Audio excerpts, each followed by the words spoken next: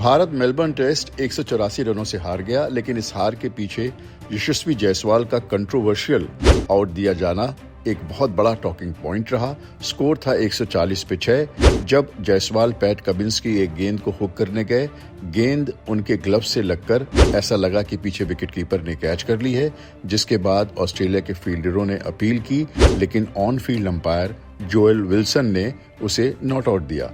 इस पर ऑस्ट्रेलिया के फील्डरों ने DRS रिव्यू लिया और उस रिव्यू में अंपायर शफरुद्दुल्ला ने यशस्वी जायसवाल को आउट माना। उन्होंने कहा कि हालांकि स्निकोमीटर पर ये एज नजर नहीं आया, लेकिन देखने में बिल्कुल साफ लगा कि गेंद जायसवाल के ग्लव से लगकर पीछे कैच आउट हुई है।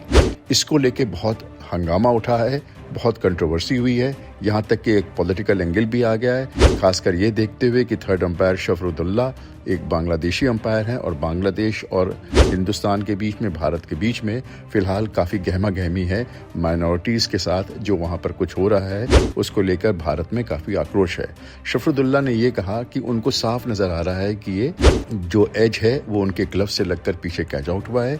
स्निकोमीटर पर अगर नज़र नहीं भी आ रहा है तो भी मैं इसे आउट मानता हूँ। यहाँ से पूरी की पूरी बाजी पलटी। वो मैच जो भारत बहुत करीब था ड्रॉ कराने के नज़दीक था और जायसवाल भी 84 रनों पर काफ़ी लंबे समय से खेल रहे थे, उन पर पूरा दारोमदार था, पूरा ऐसा लग रहा था कि वो भारत की नैया पार कराएंगे।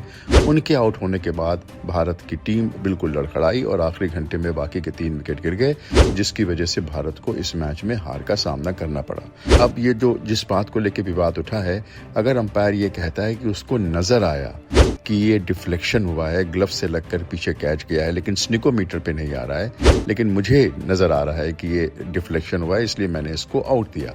लेकिन अगर आपने टेक्नोलॉजी रखी है, टेक्नोलॉजी में एज होता है, उसी पे आप DRS का निर्णय लेते हैं कि एक बैट्समैन जो है वो आउट है कि नहीं है। ऐसे में उस टेक्नोलॉजी को डिसरिगार्ड करना, उस टेक्नोलॉजी को ना मानना, ये अपने आप में एक बहुत ही विवादास्पद बात है। और ऑप्टिकल इल्यूजन भी एक चीज होती है। कई बार ऐसा होता है कि हमें सड़क पर दूर से लगता है कि यहाँ पर पानी है, लेकिन जब आप बाहर जाते हैं तो वो सन के रिफ्लेक्शन की वजह से वो पानी नहीं होता, दूर से आपको ऐसा आभास होता है कि वहाँ पर पानी है। ऑप्टिकल इल्यूजन एक बहुत ही कॉमन चीज है, जिसकी वजह से आपने टेक्नोलॉजी रखी है और टेक्नोलॉजी बिल्कुल साफ बताती है कि स्निक हुआ था कि नहीं हुआ था। ऐसे में सुनील गावस्कर और संजय मंजरेकर, जो भारत के पूर्व क्रिकेटर्स हैं और आजकल कमेंटेटर हैं, उनका मानना यह है कि ये बिल्कुल भी गलत डिसीजन था। अगर आपने टेक्नोलॉजी रखी है तो आप उसी के ऊपर निर्णय लें, आप अपने आंखों का सहारा मत लें। अगर आंखों का सहारा ही लेना है तो टेक्नोलॉजी रखने की कोई ज़रूरत नहीं है। इस बात को थोड़ा सा दबाया या ये कहें कि इस बात को एक तरह से डिसमिस किया वो भारत के कप्तान रोहित शर्मा ने ही।